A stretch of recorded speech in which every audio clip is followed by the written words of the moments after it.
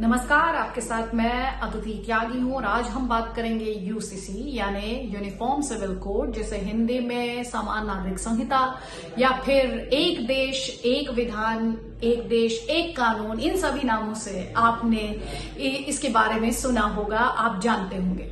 तो आज हम यूसीसी के बारे में क्यों बात कर रहे हैं, सबसे पहले आपको ये स्पष्ट करती हूँ। आज हम यूसीसी के बारे में इसलिए बात कर रहे हैं क्योंकि गृह मंत्री होम मिनिस्टर अमित शाह ने एक स्टेटमेंट दिया है जिसमें उन्होंने कहा कि उनकी सरकार जो है वो यूसीसी पर विचार कर रही है, इसे लेकर आएगी। ये आज की खबर का आधार है और इसीलिए आप लगातार देख रहे हैं, चाहे वो ऑनलाइन पोर्टल्स हों, ऑनलाइन वेबसाइट्स हों या फिर जो टीवी के डिस्कशंस हैं, आज वो इसी बात पर हो रहे हैं क्या देश में यूसीसी आने जा रहा है। तो ये है इस पूरी खबर का आधार, ये स्टेटमेंट। इस खबर पर जो सियासत है उस पर मैं बाद में आऊंगी, लेकिन उससे पहले आज मैं आपको बहुत ही सरल और साधारण भाषा में समझाना चाहती हूँ कि ये एक देश एक विधान जिसे आप कहते हैं यूनिफॉर्म सिविल कोड, और अब मैं उसे यूसीसी के तौर पर एड्रेस करूंगी हमारे इस वीडियो में, वो यूसीसी है क्या। तो यूसीसी का जिक्र किया गया है देश के संविधान में। संविधान का आर्टिकल 44 है, उसका पार्ट 4 है जिसमें यूसीसी यानी समान नागरिक संहिता का जिक्र किया गया है। अब कॉन्स्टिट्यूशन में इसे लेकर क्या कहा गया? कॉन्स्टिट्यूशन में इसे लेकर ये कहा गया, the state shell endeavor to secure the citizens a uniform civil code throughout the territory of India। यानी जो स्टेट है वो प्रयास करेगी कि यूनिफॉर्म सिविल कोड आए। ये कहां पर है? ये है देश के संविधान के आर्टिकल 44, उसका पार्ट 4, उसमें ये कहा गया है। अब ये किस कैटेगरी में आता है? ये आता है डायरेक्टिव प्रिंसिपल्स। अब डायरेक्टिव प्रिंसिपल्स और फंडामेंटल राइट्स जो है उनका फर्क आपके लिए समझना जरूरी है। फंडामेंटल राइट्स क्या होते हैं? फंडामेंटल राइट्स जो है वो बाइंडिंग है, वो मैंडेटरी हैं। अगर आपके या मेरे फंडामेंटल राइट्स का हनन हो, मौलिक अधिकारों का हनन हो, तो हम जाकर अदालतों का दरवाजा खटखटा सकते हैं, क्योंकि उन अदालतों को कस्टोडियन ऑफ फंडामेंटल राइट्स के तौर पर जाना जाता है और किसी को भी इन अधिकारों के हनन की आजादी नहीं है। लेकिन अब समझिए डायरेक्टिव प्रिंसिपल्स क्या है? वो अधिकार नहीं है, वो निर्देश हैं, वो गाइडलाइंस हैं, वो स्टेट के लिए गाइडलाइंस हैं और वो बाइंडिंग नहीं है। सबसे बड़ी बात, वो बाइंडिंग नहीं है, ना वो गवर्नमेंट के लिए बाइंडिंग है, स्टेट के लिए बाइंडिंग है। और ऐसे ही इसीलिए आप देखते हैं कि कोर्ट्स भी के लिए भी इस पर बात करना बाइंडिंग नहीं है। तो ये फर्क है जो मौलिक अधिकार है और जो नीति निर्देशक सिद्धांत है या डायरेक्टिव प्रिंसिपल्स के तौर पर जिन्हें आप जानते हैं, उसमें। अब आपको एक और बात समझनी है। अब आपको क्या समझना है कि इस देश में आपने देखा है कि कैसे अलग अलग चीजों के लिए अलग अलग कानून है। जैसे जब हम क्राइम की बात करते हैं तो इस देश में बात की जाती है, तो आईपीसी की बात की जाती है, इंडियन पीनल कोड की बात की जाती है, सीआरपीसी की बात की जाती है, और ये वो कानून है जो सब पर बराबरी से लागू होते हैं। जैसे एग्जाम्पल देकर बताती हूँ, किसी ने चोरी की, अब इससे कोई फर्क नहीं पड़ता कि वो हिंदू है या मुसलमान है या क्रिश्चियन है या फिर किसी भी समुदाय से है, चोरी की सजा सबको बराबर मिलेगी। तो सबके लिए एक समान कानून। लेकिन कुछ ऐसे भी विषय हैं, कुछ ऐसे भी क्षेत्र हैं जिन पर सबके लिए एक ही कानून लागू नहीं होता है। ऐसा मैंने आपसे क्यों कहा? ऐसा मैंने इसलिए कहा क्योंकि जब हम जो धर्मों के अलग अलग मामले हैं, वो कौन कौन से मामले हैं, अलग अलग धर्मों के, भारत में अलग अलग धर्मों के जो अलग अलग मामले हैं, जिसमें क्या क्या आता है, जिसमें मैरिज आती है यानी शादी आती है, तलाक आता है इसमें, इसके अलावा मेंटेनेंस आती है, विरासत आती है इसमें, जो सक्सेशन ऑफ प्रॉपर्टी है यानी उत्तराधिकार जो प्रॉपर्टी का है, इसके अलावा गोद लेना है, वसीयत है, तोहफे हैं। ये वो सारी बातें हैं जिसे लेकर अलग अलग धर्मों के अलग अलग रूल्स हैं। हालांकि मैं हिंदू कोड को लेकर, सिविल कोड को लेकर आपको और डिटेल में समझाऊंगी, लेकिन ये सबके लिए एक ही जैसा कानून नहीं है। यूसीसी इसमें सबके लिए एक समान कानून की बात करता है। अब शादी के केस में हालांकि मैं आपको ये स्पेसिफिकली बताना चाहती हूँ और स्पेसिफाई करना चाहती हूँ यहाँ पर कि शादी के केस में आप इसका मतलब ये नहीं है कि मुस्लिम को भी अब फेरे लेने होंगे, ऐसा नहीं है। शादी उस रिलीजन के रीति रिवाजों के मुताबिक होगी, लेकिन उसे रजिस्टर कराना होगा एक एक्ट के तहत। तो जो लोग आपसे कहते हैं ये दखलंदाजी है, उनके सामने इन बारीकियों को रखने की भी आपको यहाँ पर जरूरत है। अब आपको क्या समझना है, देखिए संविधान क्या कहता है। संविधान बराबरी के अधिकार की बात करता है। संविधान के सामने हम और आप और सभी बराबर हैं। उसके कानून जो है वो सभी पर एक समान लागू होते हैं।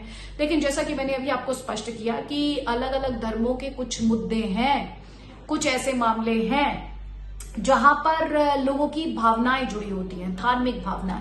वहां पर संविधान ने उन्हें अपनी जो रीति रिवाज हैं उन्हें फॉलो करने की आजादी दी। लेकिन तब भी जो हमारे संविधान निर्माता थे उनके जहन में ये बात थी, उनकी ये सोच थी कि जैसे जैसे भारत का समाज विकसित होगा, जैसे जैसे भारतीय विकसित होंगे, उनमें वो जो अलग अलग कानून है धर्म से जुड़े हुए विषयों में या रीति रिवाजों के लिहाज से, उनमें आपस में सहमति बनेगी और वो एक कानून के अम्ब्रेला के अंदर आएंगे जिसे हम और आप बार बार यूसीसी कहकर एड्रेस करते हैं। और इसीलिए उस समय भी क्योंकि संविधान निर्माताओं के जहन में ये परिकल्पना थी, इसलिए उन्होंने इसे डायरेक्टिव प्रिंसिपल्स के तहत रखा और आर्टिकल 44 में जगह दी। अब मैं आपको ये बताना चाहती हूँ, जब आप यूसीसी के बारे में सुनते हैं, ये बहस पुरानी है। ये बहस इतनी पुरानी है कि अंग्रेजों के शासनकाल तक में जाती है। 1840 में यूसीसी की बात की गई थी, लेकिन फिर जब क्वीन का आदेश आया, क्योंकि उस समय महारानी का शासन था, तो महारानी का जब आदेश आया तो उसमें ये कहा गया कि हम किसी के धार्मिक रीति रिवाज जो है उसमें दखलंदाजी नहीं करेंगे। इसके अलावा जो हमारे संविधान निर्माता थे, BR अम्बेडकर साहब थे, उन सबके जहन में यूसीसी को लेकर बात थी। लेकिन कॉन्स्टिट्यूएंट असेंबली में एक बार फिर से ऐसे लोग मौजूद थे जो कि धार्मिक आजादी की दुहाई दे रहे थे। जैसा कि आप असदुद्दीन ओवैसी को इन दिनों कहते हुए सुनते हैं, वो कहते हैं मेरे को आर्टिकल 29 में किसी भी बंदिश की आजादी किसी के स्टेट के पास नहीं है, मेरी धार्मिक आजादी में, तो इस तरह की दुहाई देते हैं। ऐसा कॉन्स्टिट्यूएंट असेंबली में भी था। तो उस समय बाबा साहेब जो थे और उनके जो दूसरे संविधान निर्माता थे, उनके द्वारा इसे डायरेक्टिव प्रिंसिपल में जगह दे दी गई। तो ये पूरी बहस, अगर आप सोच रहे हैं ये आजकल की बहस है या एक पॉलिटिकल बहस है, ये बहस दरअसल काफी पुरानी है। अब यूसीसी का जिक्र क्यों किया गया है, यूसीसी के पीछे मंशा क्या है, चाहे वो संविधान निर्माताओं की मंशा हो या इसके पीछे दी जाने वाली दलील हो, तो इसके पीछे दो बातें हैं। एक तो जेंडर इक्वालिटी की बात की जाती है। आपने देखा भी होगा कि बीजेपी के कई नेता अब ये कहते हैं कि मुस्लिम बच्चियों के अधिकारों का, मुस्लिम महिलाओं के अधिकारों का सम्मान होना चाहिए। लेकिन अगर मैं आपको इसे सरल भाषा में समझाऊं तो यहां पर एक तो दलील है इसके पीछे की जेंडर इक्वालिटी, किसी तरह का लिंग का भेदभाव नहीं, बराबरी होनी चाहिए, महिला अधिकारों की बात की जाती है, महिलाओं की डिग्निटी की बात की जाती है। और दूसरा है, भारत है एक विविधता वाला देश, उसके एकीकरण की बात की जाती है। एक देश एक विधान, ये वही सोच है जिसके बारे में आप बार बार सुनते हैं। अब आप समझिए, मैंने आपसे कहा था अलग अलग धर्मों के अलग अलग कानून, तो मैंने आपसे जिक्र किया था हिंदू सिविल कोड का। हालांकि जब मेरी एक्सपर्ट से बात हुई तो उनका ये कहना है कि जो Hindu civil code, actually Hindu शब्द का उसमें इस्तेमाल नहीं किया जाना चाहिए, ऐसा कई लीगल एक्सपर्ट्स को लगता है। और ये सिविल कोड लाया गया 1954 में तत्कालीन प्रधानमंत्री पंडित जवाहरलाल नेहरू द्वारा, तब भी काफी विवाद हुआ था। और जो एक्सपर्ट्स हैं वो ये कहते हैं कि पहली बात, इसमें हिंदू शब्द का इस्तेमाल नहीं होना चाहिए, क्योंकि ये जो लॉ है, ये जो कोड है, दरअसल ये तो मॉडर्न लॉज पर बेस्ड है, जो मॉडर्न लॉ है उस पर बेस्ड है, और इसका सनातनी परंपरा या जो रीति रिवाज है उससे लेना देना नहीं है। तो ये कंप्लीटली मॉडर्न लॉ है और इसे धार्मिक चश्मे से नहीं देखा जाना चाहिए। लेकिन जो दूसरे पर्सनल लॉज की बात की जाती है, चाहे वो क्रिश्चियंस हो, चाहे सिख्स हो, या फिर मुस्लिम्स हो, जो बार बार ये कहते हैं कि यूसीसी अगर आएगी तो वो उनके धर्म में दखलंदाजी होगी, उसे लेकर ये स्पष्ट होना चाहिए कि कैसे कई देश हैं जहां पर यूसीसी को लागू किया गया है। और असदुद्दीन ओवैसी जैसे नेता जो इसके माध्यम से अपनी राजनीति साधने की कोशिश करते हैं, वो अक्सर इस बात को हाईलाइट नहीं करते हैं कि इसे थोपा नहीं जा रहा है, इस पर सहमति बनाने की कोशिश की जा रही है और इस पर खुले दिल से बातचीत होनी चाहिए, विचार होना चाहिए। अब उस सवाल पर लौटते हैं ये जिससे हमने इस डिस्कशन को स्टार्ट किया, हम यूसीसी पर बात क्यों कर रहे हैं। हम यूसीसी पर बात इसलिए कर रहे हैं क्योंकि मैंने आपको शुरुआत में ही बताया इस वीडियो के कि गृह मंत्री अमित शाह ने यूसीसी को लेकर कहा कि सरकार इसे लाने की तैयारी में है, जबकि फरवरी महीने की शुरुआत में कानून मंत्री किरेन रिजिजू ने यह कहा था कि सरकार की अभी इसे लाने की कोई मंशा नहीं है।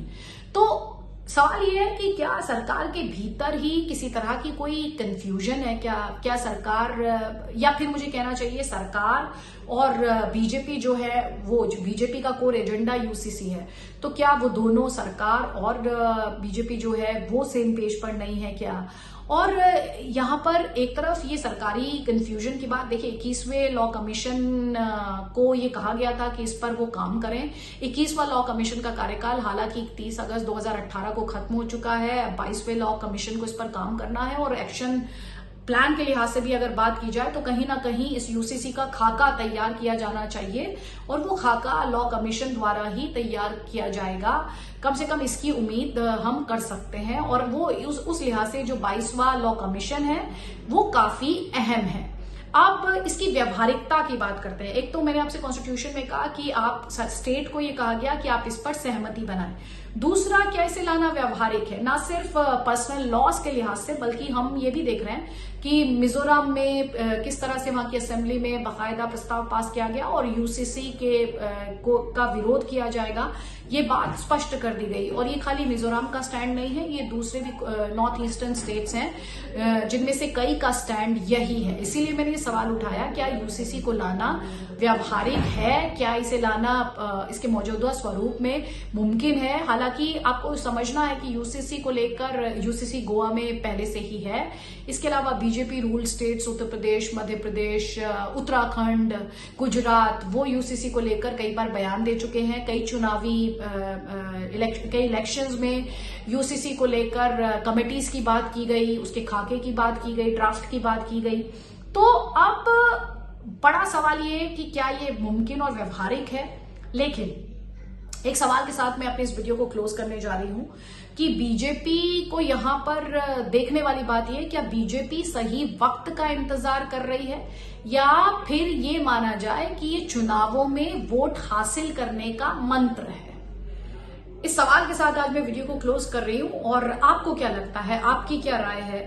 क्या ये सिर्फ एक चुनावी मंत्र है या इस पर सीरियस है बीजेपी? आप अपने जो राय है, आपके जो विचार है, इस वीडियो के कमेंट सेक्शन में आप वहां पर जरूर लिखें और मुझे आपकी राय का इंतजार रहेगा।